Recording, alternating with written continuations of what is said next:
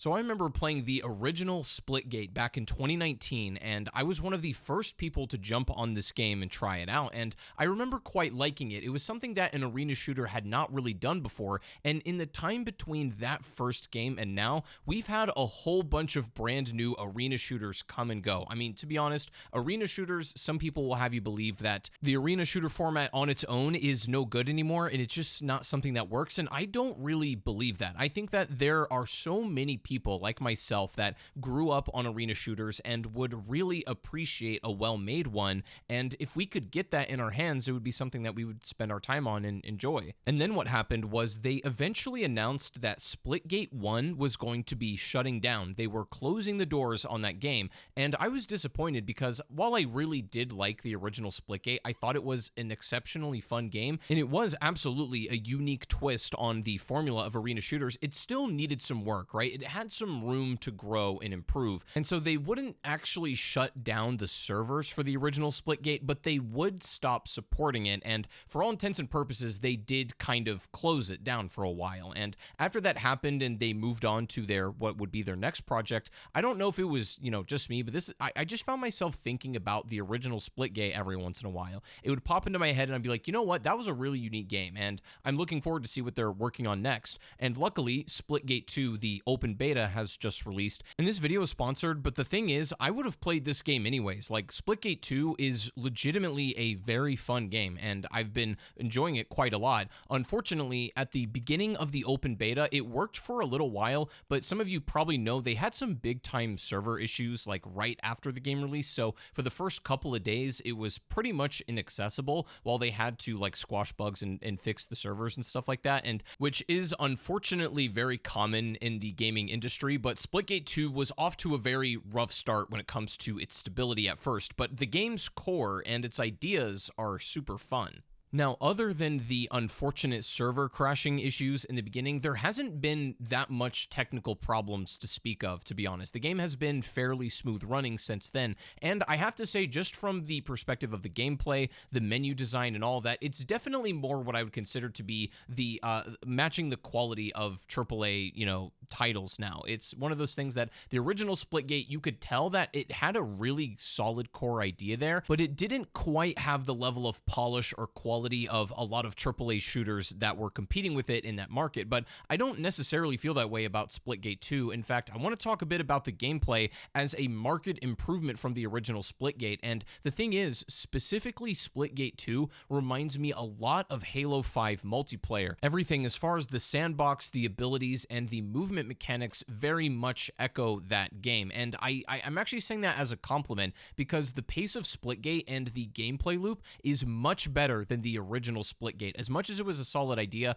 I feel like one of the problems that the OG Splitgate had was that the maps sometimes were incongruent with the teleporting mechanics, and I think what I mean is that there were teleporting walls pretty much everywhere. It was very chaotic, and the thing that Splitgate 2 has done that I immediately noticed is that the areas in which you can teleport are a lot more controlled. Teleport walls were placed in a much more haphazard fashion in Splitgate 1, where in Splitgate 2, yeah, I do think there's overall like less surface area that you can put your portals on, but I think that they're set up in a way where you can use them strategically now, and they're not necessarily as broken or abusable as some of the maps from Splitgate 1, and I think that's great because the maps here have been absolutely fantastic, even the big maps. What I really appreciate is the attention to detail to not only the sightlines, but the portal placements. It feels like it was set up in a way where it allows for a lot of strategic freedom compared to the original Splitgate, which was a bit more haphazard.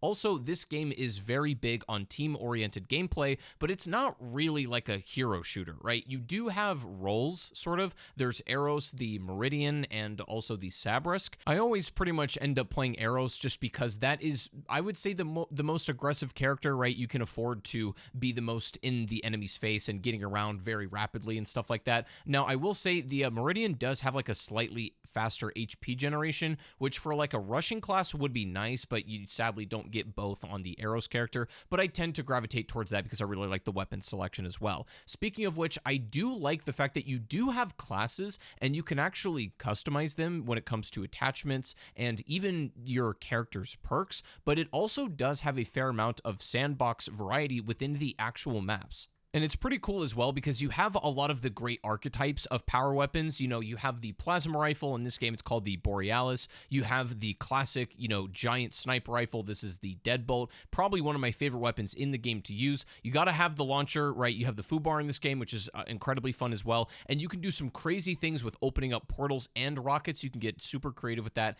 And then you have the Slipstream SMG, which kind of is like a dual wield weapon, but, you know, if you aim down the sights, it can be like a bit more pinpoint. And that one is extremely powerful as well. You can't use your portals while you're like dual wielding these, which kind of sucks, but if you haven't already set up, you know, you can kind of come and go however you want. But the weapons, needless to say, are a lot of fun. Look, even if this video wasn't sponsored, I would be telling you guys that the gameplay, like just from an objective standpoint, is legitimately fun. Like it's something that actually has that addicting core gameplay loop that the original Splitgate had in moments, but Splitgate 2 has streamlined far more. The small arena maps have a very tight gameplay loop, and I think that's probably where the most like competitive experience is going to be. The big team map stuff is great, but it's obviously extremely chaotic with everybody being able to teleport at once. It's just very good chaotic fun. And they also have stuff like Team SWAT, and, you know, if you want to take a little bit more of a competitive approach to it, and there's going to be more and more modes added after the launch of the game as well when the full release happens, so just be on the lookout for those.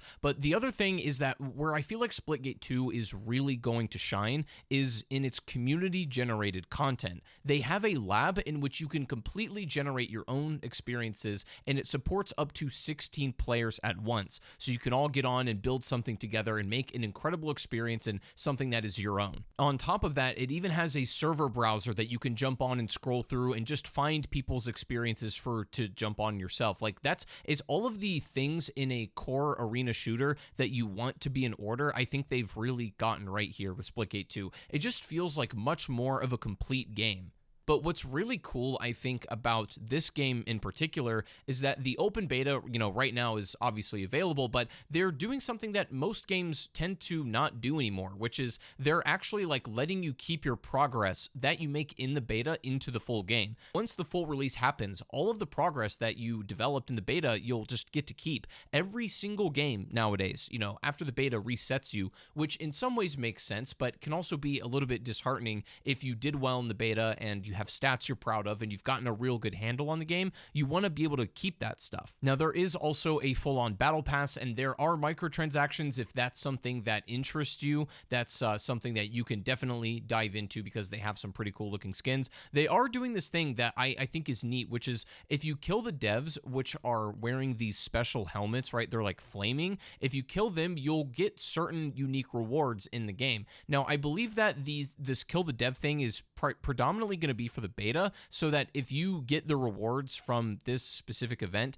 that will be one of those things that probably later in the game will be rare, that like only you'll have. You get a skin for each of the devs you kill with a specific faction, so you can get a variety of them, which I think especially during the beta will be pretty cool to have. Some of you guys might want to be knowing how they're planning on doing post-launch support, so it's looking like they're straying away from like giant long seasonal, you know, situations there. They're doing something a bit more short and maybe like monthly, so you're going to be getting content updates at probably a more rapid rate, probably not as much at a time as a giant season, but it also doesn't last for as long, so if you don't really care for what's in the newest season, let's call it, it's probably going to come and go within about a month anyways, so you'll have something new to jump on pretty much all the time. Now, it's also worth mentioning that Splitgate is available on just about every single platform, and there is PC play available, obviously, but there is console crossplay enabled, which is nice. The Splitgate 2 open beta is available to download on all of these platforms now, and more importantly, as I said earlier,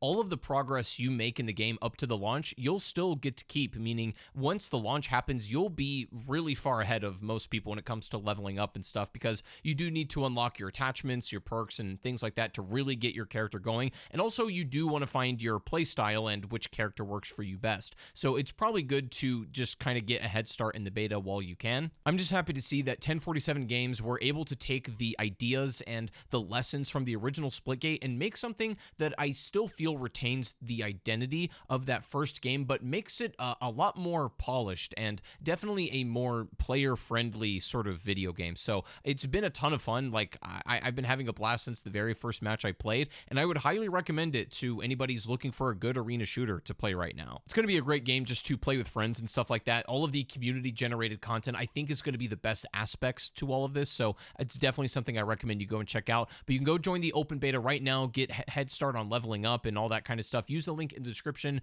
to download Splitgate 2, and I want to thank them for sponsoring today's video, and it's just an incredibly fun game that I would highly recommend y'all play. So anyways, thank you guys for watching, and I'll see you in the next one. Peace.